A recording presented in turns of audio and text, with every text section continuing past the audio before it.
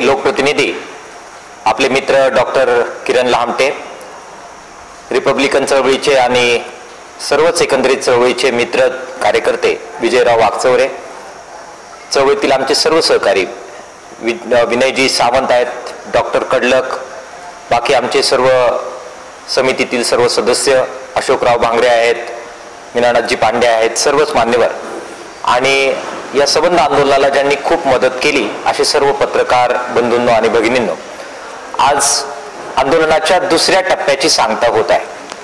अकोले महाविद्यालयातील एकंदरीतच संबंध कारभार आणि अकोले तालुका एज्युकेशन सोसायटी ही लोकाभिमुख करण्यासाठी, त्यात लोकशाही प्रक्रिया आणण्यासाठी, भ्रष्टाचार मुक्त करण्यासाठीचा जो लढा अकोले तालुका एज्युकेशन सोसायटी बचाव कृती समितीने सुरू केलेला होता, त्याची पहिली सुरुवात निवेदन देऊन झाली.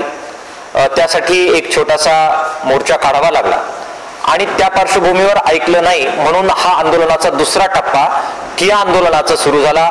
आज त्याचा तिसरा दिवस आहे.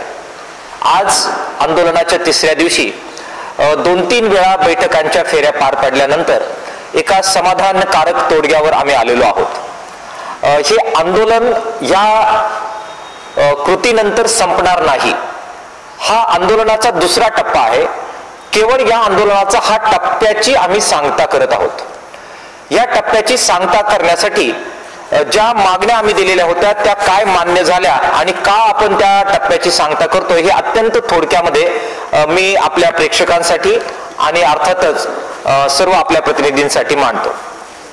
अकोले तालुका एज्युकेशन सोसायटीच्या मध्ये लोकशाही प्रक्रिया बहाल व्हावी, एकाधिकारशाही भ्रष्टाचार संपावा, यासाठी संस्थेचं सभासदत्व खुलं करण्याची अत्यंत मूलभूत मागणी संघर्ष समितीने केलेली होती.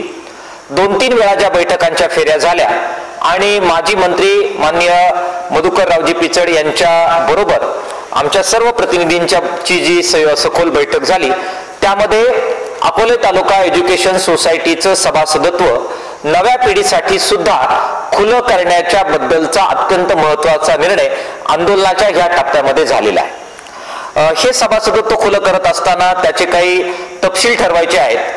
कोणाला आपल्याला त्यामध्ये घेता येईल, त्याचा क्रायटेरिया काय असेल, किती संख्येनं आपल्याला ते करायचं, त्याचा संस्थेवर काय परिणाम होईल, ह्या बाबींचा तपशील ठरवण्यासाठी माननीय माजी मंत्री मधुकररावजी पिचड, विद्यमान आमदार डॉक्टर किरण लहामटे, डॉक्टर अजित नवले, अशोकराव भांगरे आणि विजयराव वाकचौरे यांची समिती गठीत करण्यात आलेली आहे आणि ही समिती याचा तपशील ठरवतील. मात्र आज आनंदाची गोष्ट अशी की या संस्थेचं सभासदत्व खुलं करण्याचा जो मूलभूत निर्णय झाला तो मला वाटतं या आंदोलनाची सर्वात महत्वाची उपलब्धी आहे.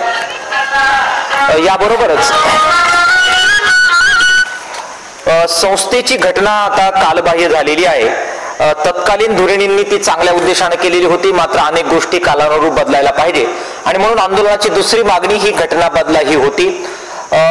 चर्चेच्या दरम्यान सर्वांनी ही घटना बदलली पाहिजे याच्यावर आमचं एकमत झालं.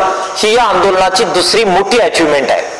घटना बदलण्यासाठी अर्थातच वेगवेगळ्या शैक्षणिक संस्थांच्या घटनेचा अभ्यास करावा लागेल आणि तो करण्यासाठी सुद्धा हे वरील सांगितलेली नावं आणि त्यात अधिक काही तज्ञ मंडळी हे पुढच्या काळात लगेच कामाला लागतील आणि कोणत्याही परिस्थितीत पुढील 6 महिन्यामध्ये याबद्दलची कारवाई पूर्ण करतील, ही अत्यंत महत्वाची मागणी या आंदोलनाच्या टप्प्यामध्ये मान्य करण्यात आलेली आहे. संस्थेमध्ये एकाधिकारशाही असता कामा नये यासाठी सर्वांनी मागणी केली होती की एकाच कुटुंबातील 1 पेक्षा जास्त सदस्य असता कामा नये. ही अत्यंत जिव्हाळ्याची मागणी सर्व लोकांची होती.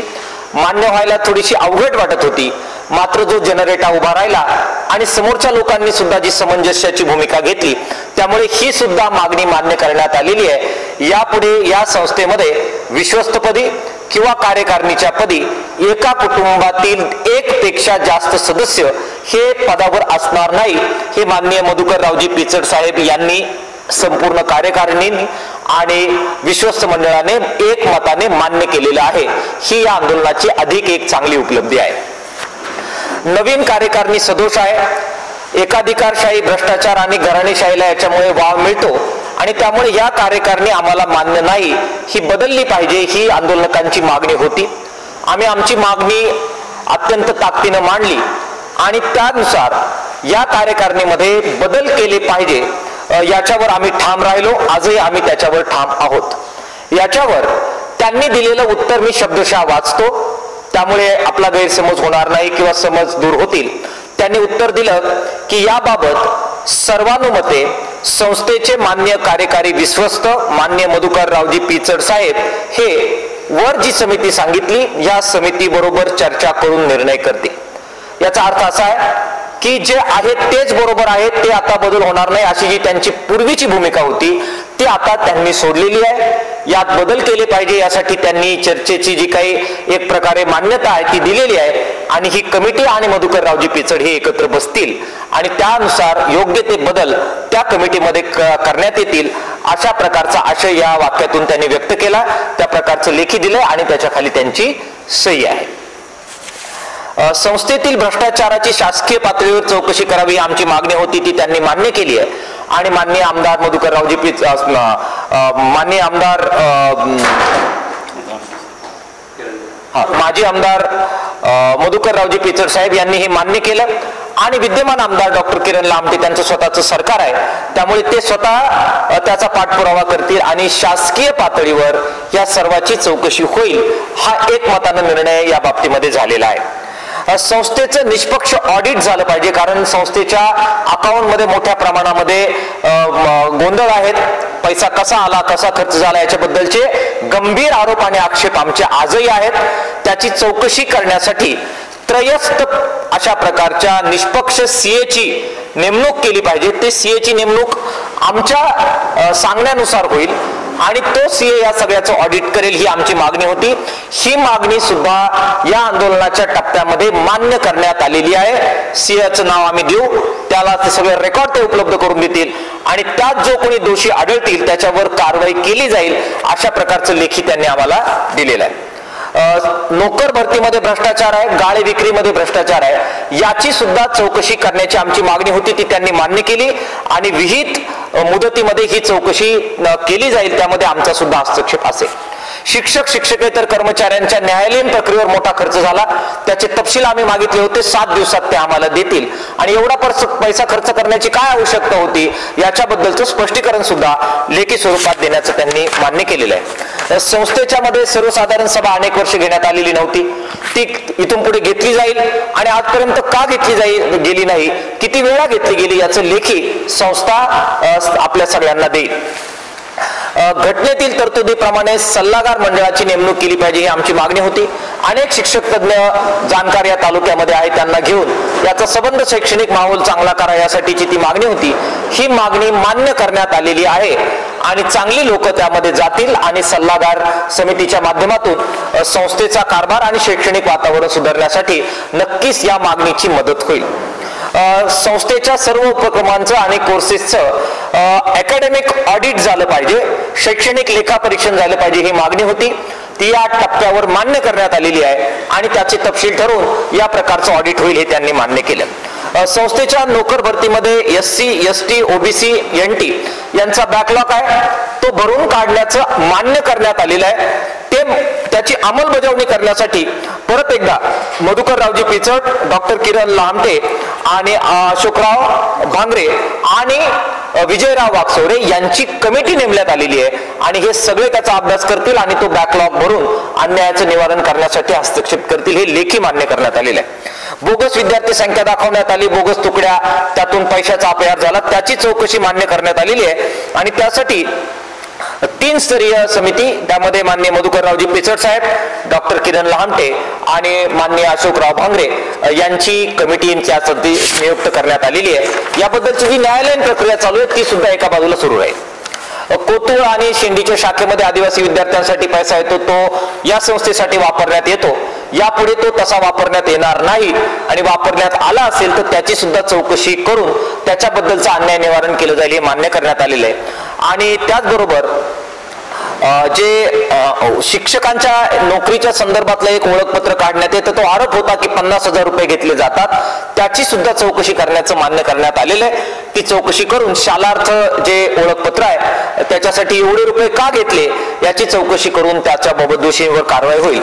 या सगळ्या मागण्या विहित कालावधीत पूर्ण व्हाव्यात ही आमदार डॉक्टर किरण लामटे आणि विनय सावंत यांची खूप आग्रही मागणी होती. याबद्दल पूर्ण रात्र आम्हाला निगोशिएशन्स करावे लागले, परंतु ही मागणी सुद्धा मान्य झाली आणि ह्या सगळ्या प्रक्रिया ह्या 6 महिन्याच्या कालमर्यादेत पूर्ण होतील अशा प्रकारचं लेखी आश्वासन हे आज दिलं. मला वाटतं की यातून 100% कोणतंच आंदोलनाची पूर्तता होत नसते, पण बहुतांशी मागण्यांवर आपण पुढे गेलेलो आहोत. आंदोलन किंवा चळवळ एवढ्यावर थांबत नसते. सबंधपणाने भ्रष्टाचाराचा जोपर्यंत बिमोड होत नाही, या सगळ्या संस्थेमध्ये लोकशाही प्रक्रिया बहाल होत नाही, तोपर्यंत आमचं आंदोलन आणि संघर्ष आम्ही चालूच ठेवू. परंतु या आंदोलनाने एक अंडरलाईन केलं की ही संस्था कोणाही एका माणसाची, एका व्यक्तीची नाही, ही तालुक्याची आहे. तालुक्याची जर ती नसती तर आम्हाला कोणालाच त्यांनी एंटरटेन केलं नसतं आणि त्यामुळे तालुक्याची ही संस्था वाचवण्यासाठी आपण सर्वांनी सहकार्य केलं. आपल्या सर्वांचं मी आभार मानतो. लढा चालू राहील. लढ्याचा केवळ हा टप्पा आपण स्थगित करत आहोत हे त्यांनी मान्य केलं नाही तर आंदोलनासाठी आम्ही पुढे मुखत्यार आहोत. कोणताही अधिकार आम्ही त्यांना लिहून दिला नाही. ज्या दिवशी गद्दारी झाली असं वाटेल त्या दिवशी परत तंबू टाकण्याची आणि संघर्ष करण्याची पूर्ण तयारी ही आमची असेल, याबद्दल कोणत्याही प्रकारची शंका नाही. पत्रकार मित्रांनी या सगळ्या प्रक्रियेत खूप मदत केली. आपल्याला सलाम करतो, आपले आभार मानतो. जनतेनं मदत केली, जनतेचे आभार मानतो. अर्थातच आमचे सर्व नेते ज्यांनी खरं तर आम्हाला आंदोलनात आणण्यासाठी एक प्रकारे भाग पाडलं, त्या सर्वांचे आभार मानतो. डॉक्टर किरण लहामटे लोकप्रतिनिधी आहेत, तरी सुद्धा संबंध 3 दिवस रात्रंदिवस झोपायची सोय नव्हती, खाली चटया टाकून झोपावं लागलं, डास चावत होते, हे सगळं सहन करत आमच्या बरोबर थांबले. सर्व चळवळीचे कार्यकर्ते थांबले. सर्वांचं मी ऋण व्यक्त करतो. तालुक्याची संस्था भ्रष्टाचार मुक्त व्हावी, एकाधिकारशाही संपावी, हा लढा संपलेला नाही. लढ्याचा एक टप्पा आपण स्थगित करत आहोत. पुढच्या लढाईसाठी आपल्या सर्वांची आपल्याला आवश्यकता आहे, मदत लागणार आहे. आपण सर्वांनी ती करावी अशा प्रकारची विनंती करतो. थांबतो. इन्क्लाब जिंदाबाद. लाल सलाम.